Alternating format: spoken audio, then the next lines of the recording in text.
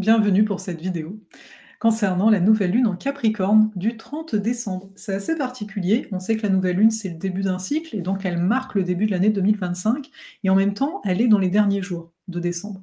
Je ne sais pas pour vous, mais chaque année, la dernière semaine de l'année, je trouve que elle a un goût particulier, même si on sait que le calendrier a été créé par les hommes, etc. Il y a de la symbolique derrière, et notamment ici, la nouvelle lune elle est en Capricorne. Le Capricorne, un de ses archétypes, c'est l'ermite, et on entre en 2025, en numérologie à 22 nombres, qui s'appuie sur les arcanes du tarot, on entre dans l'année de l'ermite, donc ce n'est pas rien. On va voir, c'est une carte assez condensée, qui vient nous pointer du doigt certaines choses, et on va voir tout ça ensemble. Je suis Farah Savi, astromage, enseignante d'astrologie et mentor, et comme d'habitude, on se retrouve pour parler des énergies de la Lune. Et première chose déjà, pour ceux qui ont vu ma vidéo de la semaine dernière, restez à la toute fin, je vous parlerai des histoires de dents, etc. Donc pour ceux que ça intéresserait, je vais vous parler un petit peu de tout ce qui est arrivé depuis la semaine dernière. Et aussi, bien entendu, je vais réitérer, mais je le fais dès maintenant, parce que si vous voyez cette vidéo en date du 22 décembre, sachez que c'est la dernière journée pour avoir un certain bonus de la Voie des étoiles. D'ailleurs, la Voie des étoiles, si vous embarquez là, ça y est, il y a la vidéo sur l'archétype du Capricorne avec les mythes, avec un autre archétype que l'ermite par rapport à ça, donc pour plonger dans cette énergie-là, et je vous parle aussi du mois qui s'en vient. Donc voilà, il y a déjà du contenu, on a déjà commencé, c'est un accompagnement à la Voie des étoiles, c'est pas une énième formation, c'est pas le propos c'est de cheminer ensemble pendant l'année de façon plus approfondie que ce qu'on peut faire ici. Alors, on va se parler, je vais vous partager cette carte, on va rentrer dans le vif du sujet tout de suite. Donc, c'est où ça? Est-ce que c'est là? Voilà, c'est ça. Donc, cette lune, cette nouvelle lune. Donc, on a le soleil et la lune par ici, en Capricorne, au 10e degré. On va commencer d'entrée de jeu par ce 10e degré du Capricorne qui nous dit « Un albatros mange dans la main d'un marin ». Donc, un albatros mange dans la main d'un marin. C'est assez intéressant, il faut voir qu'il y a le marin, on ne nous dit pas un pêcheur, donc ça ne veut pas dire qu'il prend du poisson, mais l'albatros en tant que tel, il se nourrit de ce qu'il y a dans les océans, des poissons, etc. Et là, le marin, possiblement, est assez posé pour que l'albatros, qui est un animal donc sauvage quand même initialement, vienne se poser sur sa main et pour manger, pour accepter la main tendue, sans craindre quoi que ce soit. On a une image qui nous rappelle parce que là on est quand même dans un environnement très marin, on imagine, en tout cas moi j'imagine très fortement l'océan, et ça nous met ici en lien à une image de paix, c'est doux comme image. Si vous avez déjà eu la chance de donner à manger à des oiseaux, c'est toujours un moment où on est là, je sais pas, il y a une connexion au-delà de tout ça.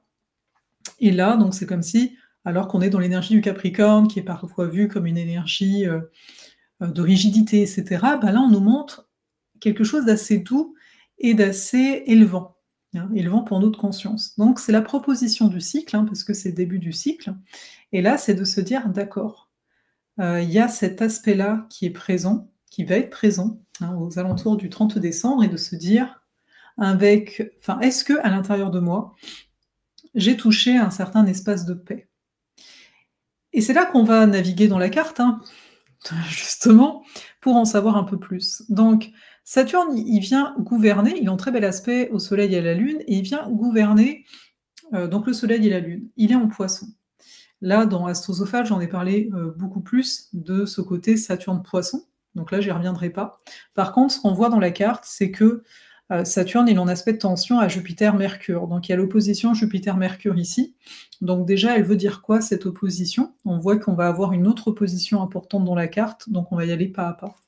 Donc déjà, premièrement, le fait d'avoir Jupiter et Mercure l'un chez l'autre, Mercure, il est toujours chez le Sagittaire, chez Jupiter, et Jupiter est chez Mercure en étant en Gémeaux.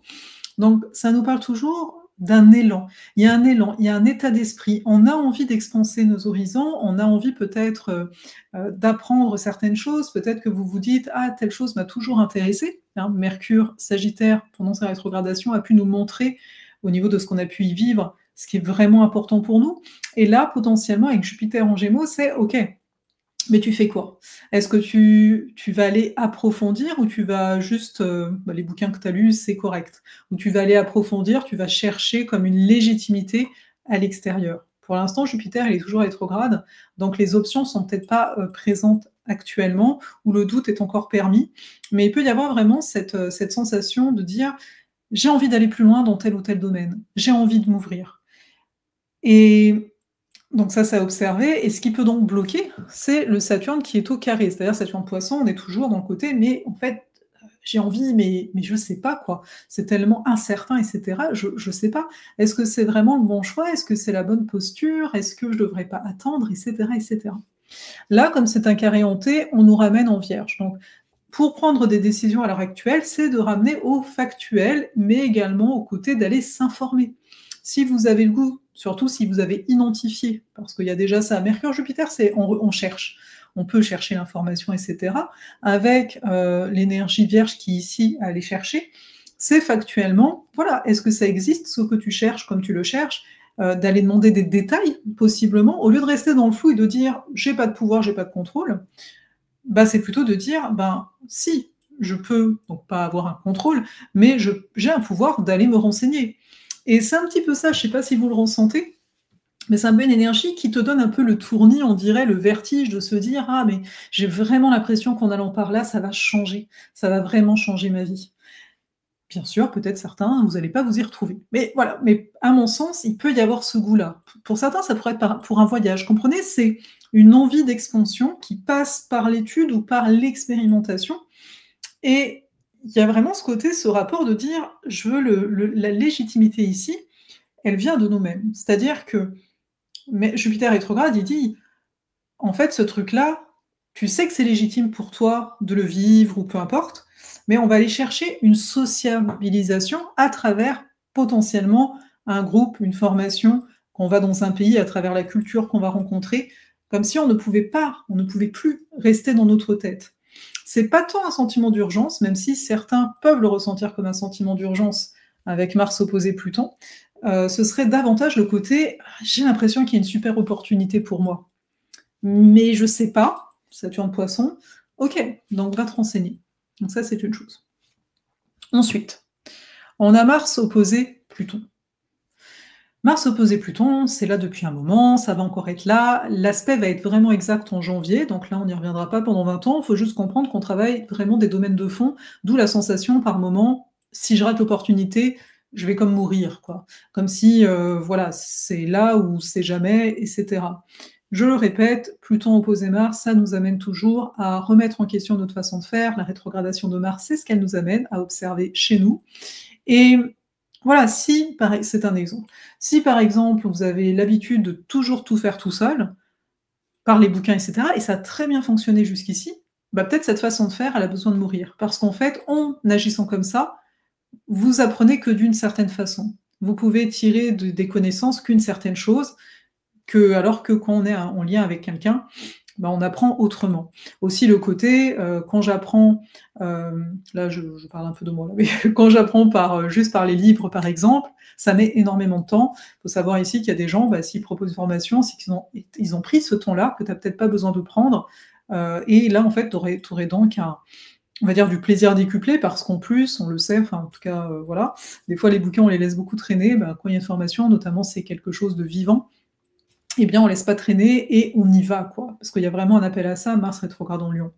Bien sûr, vous pouvez mettre ça sur n'importe quoi, de comprendre, d'essayer de voir, parce que c'est une rétrogradation, en quoi bah, la façon de faire actuelle, elle vous limite sans aucun doute, hein. Et peut-être potentiellement, pourquoi vous ne preniez pas l'autre option? Tu sais, des fois, on pourrait dire: «Ah bah oui, là dans mon exemple, ah bah oui, bah c'est des sous les formations et cetera». Oui, mais tous les bouquins, que tu accumules et cetera, ce sont aussi des sous, c'est juste que tu le vois pas parce que c'est comme, hein, distillé, dans le temps ou bien et donc c'est de voir, c'est de dire ce que j'ai dit tout à l'heure, d'accord, avant je voyais ça comme ça, là je me dis: «Quand même, bah oui, si ça vaut, ce prix-là», parce que la personne elle a fait ce truc-là qui prend très longtemps. Donc c'est un peu des reconsidérations comme ça. Et Pluton donc opposé Mars, ça peut être toujours on peut être toujours tendu intérieurement. Il y a vraiment cette créativité qui veut s'exprimer. On a ici avec la nouvelle lune, Capricorne comme une fondation qui nous dit: «Il y a une sorte de stabilité qui est là». Même si avec Saturne, Poisson, on est là: «Ouais, mais une stabilité, mais en même temps, j'ai peut-être envie de rester dans ma bulle» et là, c'est de dire: «Mais on ne peut pas» parce qu'il y a vraiment quelque chose à l'intérieur de nous qui a envie d'y aller quoi, qui a envie de bouger que ça bouge. Ensuite, on a Vénus, donc dans ses derniers degrés du Verseau, au carré d'Uranus, réception mutuelle entre les 2. Vénus est, chez Uranus, Uranus est, chez Vénus. Donc là, encore une fois, par rapport à l'exemple que je viens de donner, c'est vraiment la notion des valeurs, hein. Comment au niveau de la valorisation et cetera. Donc est-ce qui est important ou pas? Comment je me valorise? Est-ce que, bah, finalement faire ce voyage, c'est une façon de me valoriser alors qu'avant j'aurais dit: «Non, garde ton argent pour, les trucs vraiment sérieux». D'observer tout ça, d'observer en fait où on mène de la valeur, potentiellement ou pas, ça peut nous emprisonner. C'est-à-dire que si moi, une de mes valeurs vraiment fondamentales, c'est de me dire parce qu'il y a peut-être une peur derrière, attention, c'est ma santé, et que je me dis: «Ben, ça me ferait plaisir d'aller en voyage, mais que, bah, vaut mieux garder cet argent pour la santé», bah, au bout d'un moment, est-ce que je suis pas en train de m'enfermer? Parce que Vénus en Verseau, elle nous a aidés à ça, là, les derniers temps, à voir que, bah, c'est peut-être pas si important telle ou telle chose. Peut-être qu'on n'a pas eu le choix de pas agir comme d'habitude, mais là, ça nous dit: «Bah, voilà, est-ce que ça t'aide pas à reconsidérer les choses?» Donc il y a la notion de reconsidérer. Reconsidérer des choix aussi qu'on a pu faire, reconsidérer, les choix qu'on va faire par rapport à nos anciens choix, notre ancienne façon de faire des choix. Donc il y a vraiment un changement ici possible et ça peut se sentir au niveau du relationnel aussi, hein. Vénus-Uranus, c'est, libérer finalement, surtout ici, Vénus Verseau, c'est libérer notre, comment on va dire ça? C'est libérer nos sentis, hein, parce qu'avec Vénus, on est dans le sentiment et donc il y a une notion de senti, qui peut s'apparenter à une sensation et des fois, on peut se prendre comme des gens un petit peu fous de dire: «Mais attends, moi dans mon sentiment, dans mon senti, je trouve que telle chose qui paraît un petit peu hors norme, bah, c'est la meilleure option pour moi». Eh bien, c'est de suivre ça. Il y a des solutions. Il y a des solutions qu'on voit pas de prime abord. Il y a des solutions et notre cœur ici nous va nous dire si ça c'est une solution pour toi. Bien sûr que, toujours Saturne en Poisson, on peut toujours être dans l'incertitude par rapport à ces choix-là, mais à un moment c'est de se dire: «Est-ce que je vais m'obliger à prendre un chemin qui ne me correspond pas?» Souvent la peur en arrière-fond, c'est la mort. La mort de ce qu'on a connu. Tu sais, on va dire le changement, mais quelque part, c'est donc la mort quand même de ce qu'on a connu. OK? Donc ça c'est important à entrevoir. C'est important à entrevoir parce que la mort, elle fait partie du jeu, hein, OK? La mort d'une situation, notre mort physique et cetera. Donc à un moment, c'est de se dire: «Mais donc, qu'est-ce que moi j'ai envie de vivre ici et maintenant?» Tu vois? Qu'est-ce que j'ai envie de vivre? Non pas qu'est-ce que j'imagine que j'aimerais vivre au point qu'au bout d'un moment, je fais peut-être pas certaines choses qui me permettraient de vivre ce que je dis vouloir vivre. Je sais pas si vous me suivez? Mais il y a cet aspect de tension-là donc voilà, il y a une notion de libération quand même beaucoup en arrière-fond. Après, on peut se sentir toujours un petit peu retenu, on reste dans l'énergie capricornienne, mais à mon sens, on peut aussi se dire: «OK, là, je vais acter de nouvelles fondations». Quoi d'autre? Mars, il est bien aspecté à Neptune. Ouais, c'est ça. Oui, donc ça, c'est cette volonté de croire en un meilleur quand même qui est présente malgré les incertitudes et cetera. On pourrait en dire plus, mais je vais juste résumer de cette façon-là. Et je vais m'arrêter. Ah non, il y a oui, non, si j'en ai parlé. Je pensais que j'avais pas vu Mercure. Donc je vais m'arrêter là pour, cette nouvelle lune. Je vais vous souhaiter pour ceux qui partent, de la vidéo, je vais parler, des dents. Je vais vous souhaiter de très belles fêtes et cetera et compagnie et merci aussi, bah oui, d'être là, d'être présent, sur cette chaîne YouTube. Certains depuis des années d'ailleurs, allez faites-moi plaisir, dites-moi depuis combien de temps, vous suivez mes vidéos là? Ça va pas me rajeunir, enfin nous rajeunir, mais c'est pas grave. Voilà, donc dites-moi ça. Alors attendez, je reviens un peu. Hop, voilà. Donc j'espère que voilà, ça vous aura parlé. De toute façon, là, vous l'écoutez peut-être très en amont. N'hésitez pas à la réécouter quand on sera plus proche de la nouvelle lune. Au moins, vous avez ça. Sachez que dans la Voie des étoiles, Astrosophale 2025, il y a un soin en fait. C'est un soin énergétique. Je dis méditation parce que vous recevez un audio, mais pour la date, à chaque nouvelle lune, il va y avoir un soin d'intégration et à chaque fois, Je dis que j'ai hâte parce que c'est une chose de dire les choses comme ça, c'est une autre de recevoir des informations sur l'instant, qui ont besoin d'être intégrées. Donc voilà, si ce sont des choses qui vous parlent, de venir comme ça ritualiser, d'être en contact avec le temps, les saisons, la Voix des étoiles, c'est vraiment l'espace qu'il vous faut. Et j'ai hâte parce que voilà, c'est le début et il y a plein de surprises aussi qui s'en viennent. Voilà pour tout ça. Alors, pour l'histoire des dents. Alors, entre-temps, j'ai bien avancé. Je l'ai mis dans l'infolettre, je l'ai mis aussi sous ma dernière vidéo, parce que je vous avais tourné la vidéo et elle est arrivée le dimanche et j'avais mis ça, mais je pense que certains d'entre vous ne l'avaient pas vu. Tout ce qui est en lien à la maladie on dit maladie des gencives, la parodontie, ok, eh bien, il y a la méthode Marc avec un K, Bonner, B-O-2-N-E-R. Il y a plein de vidéos YouTube de ce dentiste en fait qui va parler de la maladie parodontale et notamment il mentionne qu'il y a une histoire de bactéries dans la bouche en fait. Donc pour les personnes qui auraient beaucoup de gingivite, qui auraient du tartre, qui auraient même peut-être des déchaussements, des problématiques comme ça, eh bien sachez que sans chirurgie, on peut faire quelque chose. Voilà. Bon, après, il faudra voir, en effet, je pense, les différents stades, hein, etc. Hein. Là, je ne suis pas dentiste, mais c'est juste pour vous dire que j'ai trouvé ça. Donc, au début, j'avais trouvé que des dentistes en France qui font cette méthode.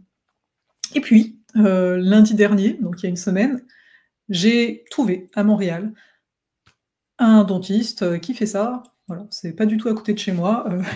Ça me prend une demi-journée vraiment pour aller chez le dentiste, mais j'ai eu la chance de les voir très rapidement. C'est-à-dire, je les ai appelés le lundi, on m'a donné une date le 29 janvier. Je suis bon, bah, ok. 2 jours après, j'avais un rendez-vous, il y a eu une annulation, donc voilà, donc j'y suis allée. Donc ça se passe comment? Ça se passe qu'on regarde, on prélève, enfin, ils font toutes les mesures de parodontie, pour ceux qui sont habitués, vous savez de quoi je parle, mais ils prélèvent en fait, ils prélèvent les bactéries qui peuvent se mettre dans la gencive et dans la salive, pour voir en fait, est-ce qu'il y a des mauvaises bactéries ou des parasites. Dans mon cas, il n'y a que des bonnes bactéries, donc voilà, je n'étais pas mécontente, mais en fonction, c'est par rapport à ma mâchoire en tant que telle, il y a une occlusion. Ça, on en a parlé depuis un moment, on m'a dit ah, t'aurais dû avoir de l'orthodontie en étant jeune, donc là, ce serait bien d'en faire. Là, ça fait 2 ans et je suis là, ouais, enfin bon, on verra là. Hein, enfin, moi, j'aime bien comprendre le fonctionnement des choses avant de. Voilà. Et donc, elle m'a dit, comme l'occlusion est pas mal fermée, ça, même si tu te brosses les dents, etc., il y a une tendance à beaucoup plus de prolifération. Donc, en gros, il y a plusieurs façons de se brosser les dents, n'est-ce pas? Et là, donc, je vais vraiment être accompagnée par rapport à ça. Donc là, c'est limite, ok, j'ai compris ça. Donc là, c'est limite, je mange un truc dans l'après-midi, je vais me brosser les dents, quoi. Oui, on est un peu à ce stade. Alors, je verrai, mais je vais être suivie. Et à chaque fois, en fait, donc en fait, j'ai pas un stade, c'est vraiment, c'est pas grand-chose en fait. Donc ça m'a beaucoup rassurée parce que l'autre parodontiste m'a vraiment fait peur et là, ça m'a rassurée. Je suis: «Ah d'accord, OK». J'ai l'impression que, non. Elle me dit: «Non, non, il y a quasiment pas de perte osseuse» et en fait, si vous voulez les détails, elle m'a dit pourquoi l'autre m'avait parlé d'une chirurgie et tout ça, c'est parce que quand j'avais entre 16 et 18 ans, on m'a enlevé les dents de sagesse et en fait, du côté droit, il y a une dent qui aurait appuyé, beaucoup au niveau de l'os de la mâchoire et je pense que, suite au truc, il y a comme eu une poche qui s'est créée là, heu, avec des bactéries, mais dans l'absolu, elle me dit: «Ben, si c'est stable, il y a pas besoin de chirurgie». Donc là, en fait, on va tout faire en sorte que mes gencives, soient toutes belles et cetera, voilà. À terme, ce serait bien de faire de l'orthodontie, en gros, pour établir ça, parce que là, voilà. Mais que dans l'absolu, il n'y a pas forcément besoin de chirurgie demain. Donc tout ça pour dire, n'hésitez pas à vous renseigner par rapport à ces choses dedans, ça fait, très peur. En même temps, le message symbolique, je veux dire, le message symbolique, il est là, je vous en ai parlé. Mais n'empêche que voilà, après il y a aussi le physique. Il y a tout à considérer. On s'entend. Moi, je vais regarder l'astro, comme je vous ai dit la semaine dernière, ça m'a donné vraiment plus de sens, encore plus symboliquement, de comprendre c'est quoi, parce que c'est sur une période en astro, on voit les cycles en fait en astro, tu vois, c'est pas juste la symbolique, on voit les cycles. Donc ok, mais il y a des choses à faire dans la matière. Et ça, je vous dirais, ne niez pas les choses avec votre santé. Faites ce que vous voulez comme d'habitude de ce que je vous dis, mais moi, il y a des trucs, ce genre, ça fait peur, hein, on est en contact avec des parts de nous qui ne se sentent pas protégées dans ces moments-là. Il y a quand même une autorité qui est le dentiste en face, où tu es là, il est censé savoir mieux que moi, mais n'hésitez pas à prendre un autre avis. Oui, c'est des frais. Soit ici au Québec, depuis que je suis au Québec, de toute façon, rien n'est pris en charge. Donc, je veux dire, moi, à un moment, je me dis, voilà, de toute façon, il y a des sous qui sont mis de côté pour ça spécifiquement. Donc, vraiment, soyez responsable de vous là-dessus, parce que bah, personne ne va l'être pour nous, en fait, hein. Voilà. Bien sûr, en fonction de ce qui est possible sur l'instant. On n'est pas là pour se flageller non plus. Mais donc, tout ça pour dire, ok, il y a eu ça. Entre-temps, avant que j'ai rendez-vous avec cette parodontiste, euh, donc oui, juste pour précision, si vous avez des bactéries nocives ou quoi que ce soit, quand ils vous font le prélèvement, à chaque mois, ils vont prélever, voir en fonction, parce que oui, il n'y a pas que se brosser les dents, il y a un mélange de peroxyde, comment on dit ça? Ouais, de peroxyde et de bicarbonate de soude que je dois mettre 2 fois dans la journée, là, sur le mois, parce qu'en fait, ça va s'ajuster, ça veut pas dire que ça va être à vie. Donc ça sert à quoi? Cette pâte à mettre au niveau de la gencive, à tuer, enfin, comme il y a trop de bactéries, c'est un peu à assainir, on va dire, la gencive. Et quand je vais les voir, ils ont aussi un truc particulier, enfin, je l'ai pas encore vécu, donc je saurais pas vous dire. Mais tout ça pour dire qu'il y a vraiment un suivi. J'ai décidé de faire le suivi, même si, voilà, tout a un coût, parce que c'est les dents, quoi. Je sais pas comment dire avant, je me dis, mais ouais, s'il doit y avoir une priorité, là, voilà. Bref, cela étant dit, entre-temps, avant d'avoir ce rendez-vous, je suis tombée sur la dentosophie. C'est quelque chose dont on m'avait parlé, il y a peut-être, je sais pas moi, 4 ans.